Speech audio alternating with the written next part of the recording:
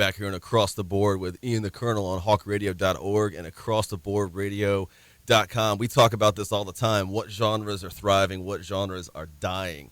And a genre that hasn't been doing well recently, I think, is hip-hop. And we need to talk about why that is and who's good out there. But just one of the original great hip-hop groups that is still around and thriving, Dead Prez. Right. Gotta love them. And we've got Stic.Man with us right now. Stic, welcome to the show. Salute. How y'all brothers? Everything's good, man. Great. Everything is great. Big fans and great to have you on the show. Now, we were just talking off air. We need to get something cleared up because everybody knows that we broadcast from the University of Maryland Eastern Shore campus. And Okay. M1 actually went to FAMU, Florida A&M University, but you actually did not go to FAMU, correct? Right. That's right. I was just a local man getting the free cafeteria and stealing books out the library. There you go, man. So, like I said, we don't have any love lost because of that. That's no problem. But let's talk about, Dead Prez. You guys are, mainly known for hip-hop. The song is bigger than hip-hop and everything from back in the day. But just released a new album as well. And let's talk about that. Not only talk about Dead Prez, but everything that you do, like I said, outside of just being on wax. I mean, you do, since you were younger, you've been vegan. You talk about health. You have a new CD on your own, with workouts and everything like that. So let's start by talking about that. Talk about what it's like to live healthier. I'm a big health buff. The Colonel over here is a little kind of the opposite of me. But, in fact, we were just talking about, he said, how can you be jacked by being vegan? Where do you get your protein from? So talk a little bit about that.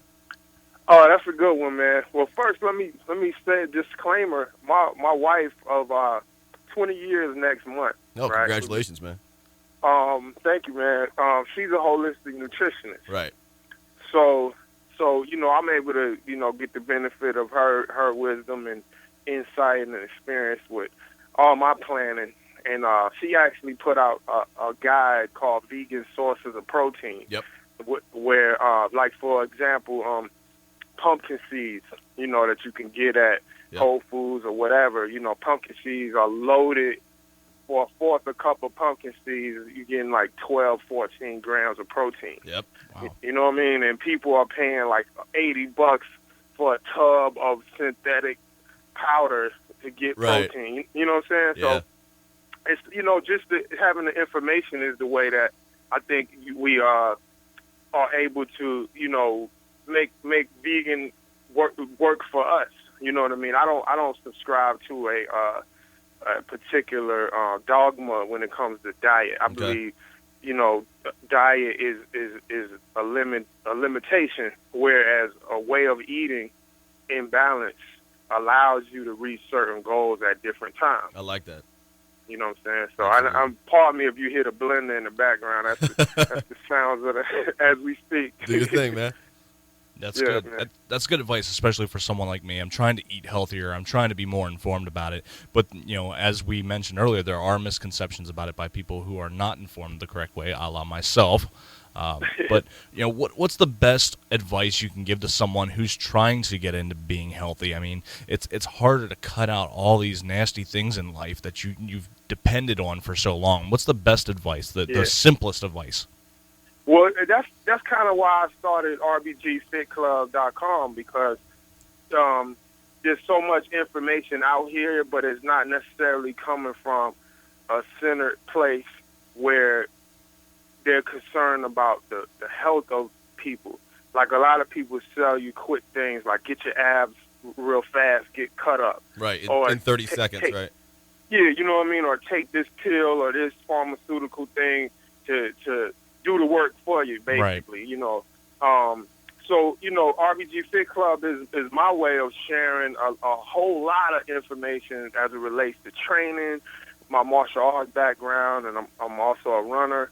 My wife's expertise with nutrition, motivation, positive thinking, meditation practices, which we do. We've been doing yoga for a while, hot yoga, Bikram yoga. Yep. So, but I would say, just in a nutshell, of course, invite you to check out RBG Fit, but in general, it's about having goals. I think Muhammad Ali said what keeps him going and what has kept him going when, in his prime was his goal setting.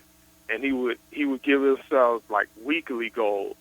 You know what I mean? Not just I want to be the champion, but I want to run, 40 miles this week. Mm-hmm. And today I want to run 4 miles.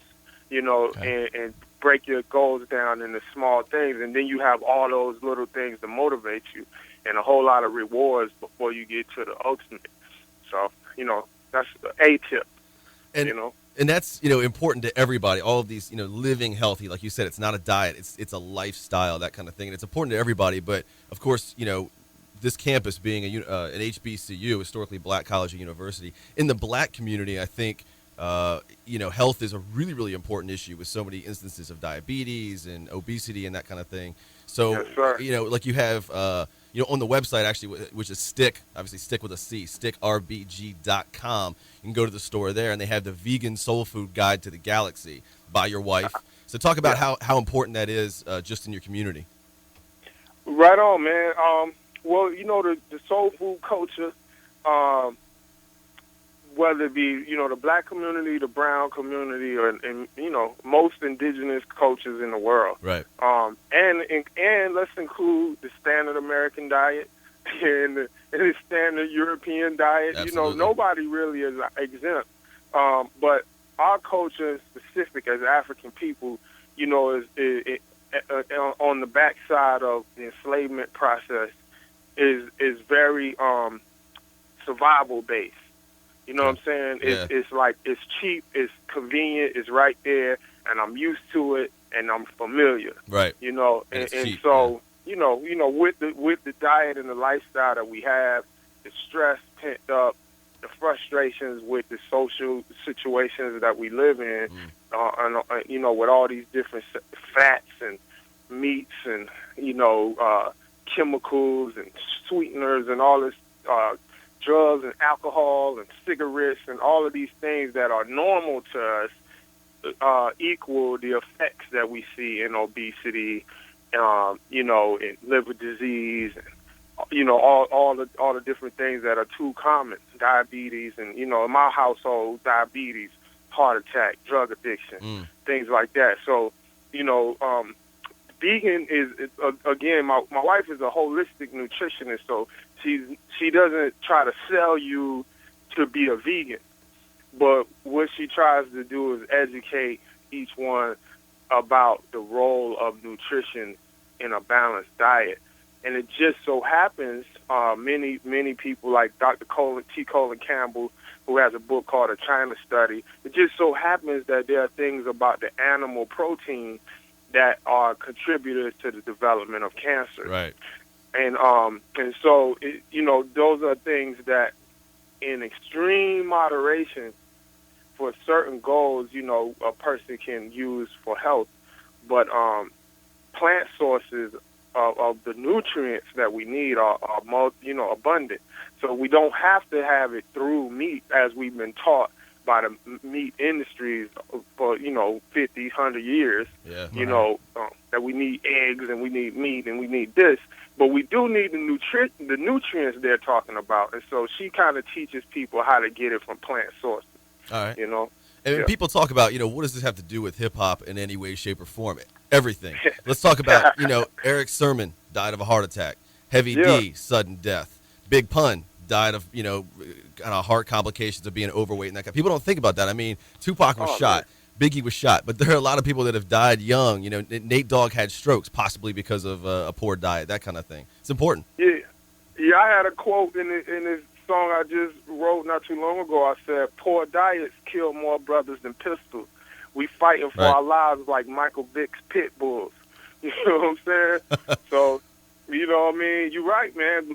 We were just talking about that too in another conversation when the young brother was murdered by the guy in Miami. Mm-hmm. Right. And he and the outrage was justified, for that Zimmerman being the murderer. Yeah. He that outrage is justified, and we've been there many times. But where is the outrage for the millions of people that are dying from the food? Right. That are dying from the lifestyle. Those are terrible situations. And preventable. But a life is a life. Yeah, a life is a life. And Right. if we're really concerned about young people's lives, then, we need to have the same type of activism, towards our proactive, living. Yeah. And that's another thing that we got going on this year. In February, we're launching something called the Million Mile March. Okay. Right? All right. And it's similar to the Million Man March, but this is dedicated to health and fitness. And basically, we're encouraging people throughout this calendar year to make a pledge of how many miles they want to contribute, whether it be running, cycling, walking, or just moving towards that million-mile goal as a collective community. So, we'll be putting the word out in press releases and all that so people can get involved at rbgfitclub.com. But, we want to bring the movement back to the movement and being active back to activism. So Yeah, because I like that. Bring active back to activism. And like you said, it's a life is a life. So, whether you're killing yourself by poor diet and that kind of thing, it's like slowly sticking a gun in your mouth and slowly pulling the trigger. It's the same. It's going to be the same result. You know what I mean? You also wrote you've written a couple of books, but one of the ones I wanted to talk about was The Art of MCing. You wrote a few years back, and you talk a lot about just the industry in general, how to deal with business, terms, how to be an MC. You also talk about vocal health and that kind of thing. And you can probably hear from my voice, I need more vocal exercises, and I stress my voice out too much. Talk a little bit about vocal health as well and how that is important as an MC. Oh, right on, man. I've definitely been challenged with that as well, with all the touring that we do and all the cigarettes in these buildings and also not having a professional training to understand the voice. Right. It's important. So like once again, my wife, she would teach me little things about certain herbs, that strengthen the vocal system. Certain practices of even days you go silent, right? Where you just let how many times do we just let our vocal cord rest for a whole day? Yeah. And there's a meditation called Vipassana, which is silent meditation, which is also helpful.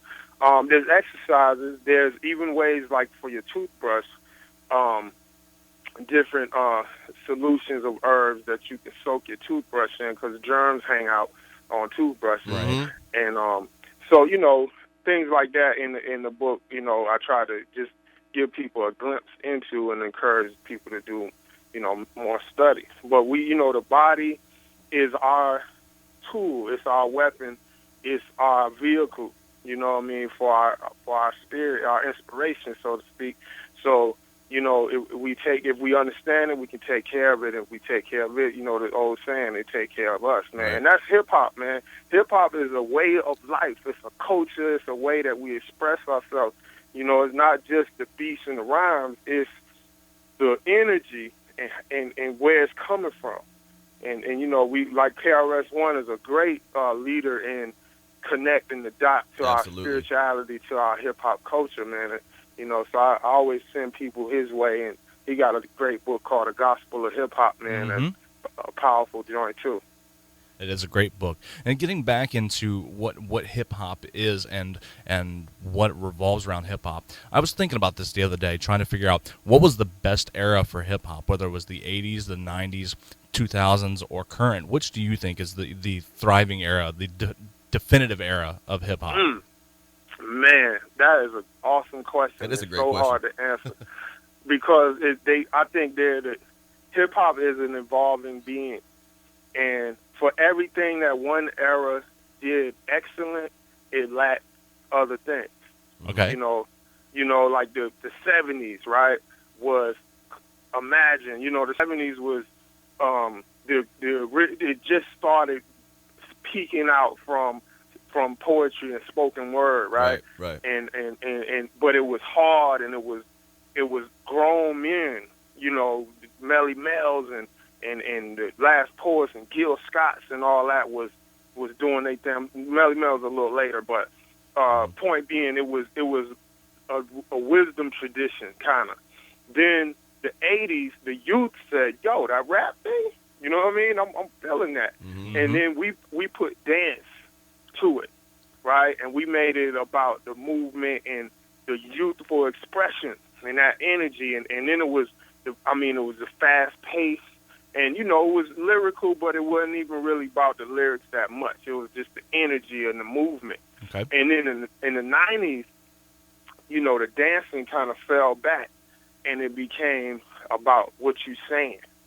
And then how it sounds, with the producers becoming more popular up front, right.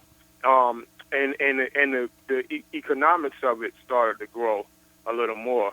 And then in 2000s, it is the wealth center of the young urban community, which is great, and it's a bridge, and people are traveling around the world and doing international business and all of these things, but it lacks that original elder wisdom. It lacks some of the creativity and the authenticity that it was born from. Okay. But at the same time, it has these new bridges and opportunities because it's spread out so much. So it's hard to pinpoint which is better, because we need the whole. I'm thinking the next era will take advantage of this international wealth that hip hop is, but infuse it with that creative, authentic wisdom that it was born from, and that would be the fifth element, Okay. Across the board with Stic here from Dead Prez.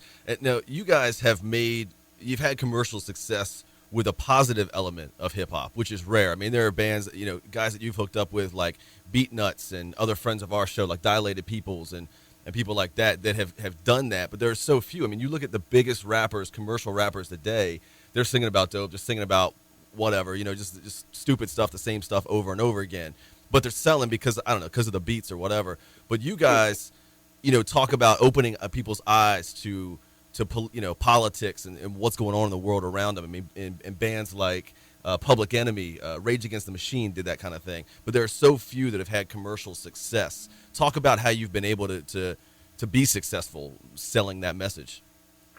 Man, you know what? To be so true and honest, we just ain't know any better, man. Like we didn't know that it was something that was supposed to not be able to be done. You know what I mean? We are students of the culture, practitioners of the craft, love rhyming and creating songs and making music and we wanted to do it to a point where other people would allow us to share it in a way we could make a living. And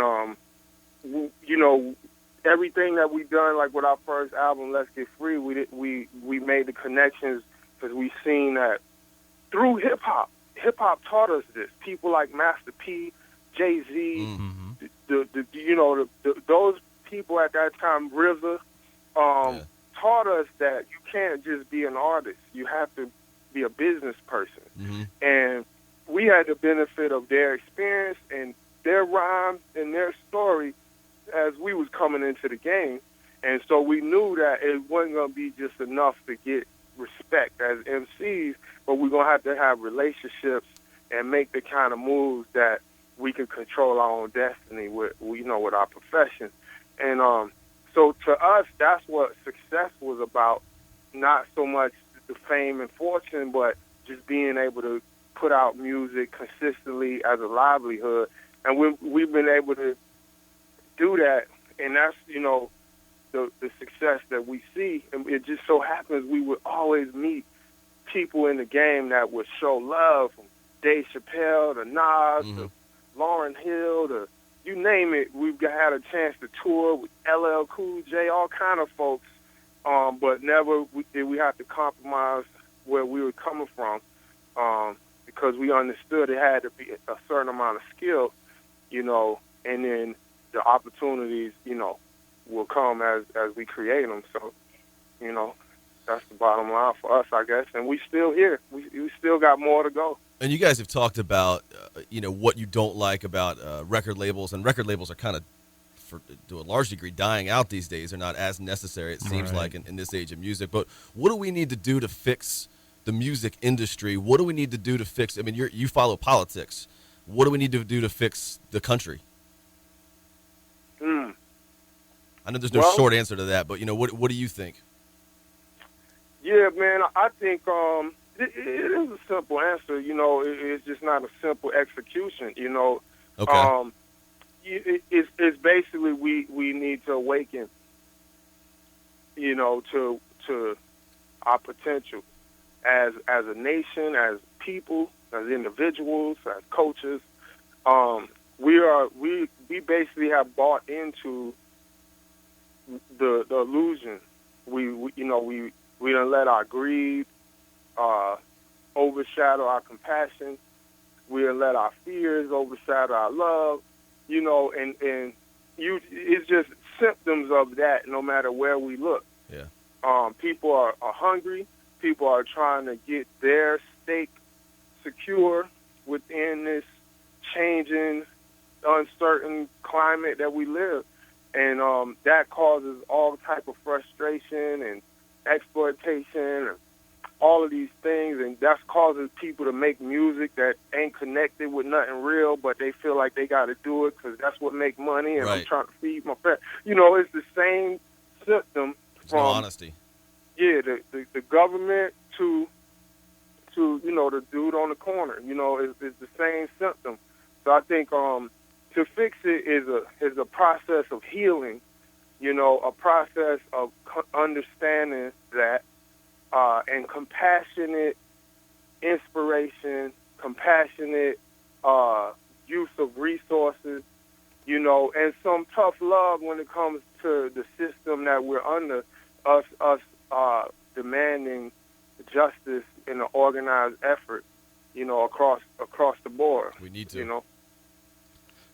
Real quick, getting back to the workout thing, one of the things I struggle to find is a good motivating album to help me get into the mood, get into the energy of working out. What do you think is the best album you can find to work out, other than your own? Obviously, but other than your own, what's the best album to get into the workout groove with? Well, besides my album, titled The Workout. Well, The Workout 2 is on the way, so probably that. Okay. But besides that, it's for me, I listen to audio books when I run. I find that's motivational. I go online and I'll say, like, take T.I., right? I like T.I.'s sound and energy. Okay. But I don't want to pop a Molly. You know what I'm saying? I don't want to smoke a blunt. Right. So what I do is I'll get the songs that I like from T.I. or even 2 Chainz or whoever, and I'll go on YouTube and get the instrumental. Okay. Right? And then I'll just make a playlist of all of the hard beats, fast, whatever I need, rock and roll. I love like Nirvana training, and when I do my weight training, like Smell Like Teen Spirit, But I also train in John Coltrane Love Supreme. Nice. Taking it back. So instrumental, inspirational things with either some soul or some hard beats to it, for me, does it, It's one of the albums or one of the artists that seems to get me motivated a lot when I'm working out that a lot of people don't realize really motivates me? Stevie Wonder. Whenever you listen to me, when I listen to him, I want to get up, I want to move, I want to do things. Like Higher Ground, that's a good call. Not even Higher Ground, but like Sir Duke. That's all stuff that makes me want to move. Yeah. Nice. Love it. That's a good call. Now, back to Dead Prez. Information Age is the album that's out right now. Just dropped late last year. You can get that. Again, Stic's solo album is The Workout. Apparently, The Workout 2 is on its way, so you can check those out as well. With Dead Prez, and I have to say that hip hop is on my workout playlist, and it's one of my favorite songs of all time. So that's definitely one that I play a lot. But thank you, man.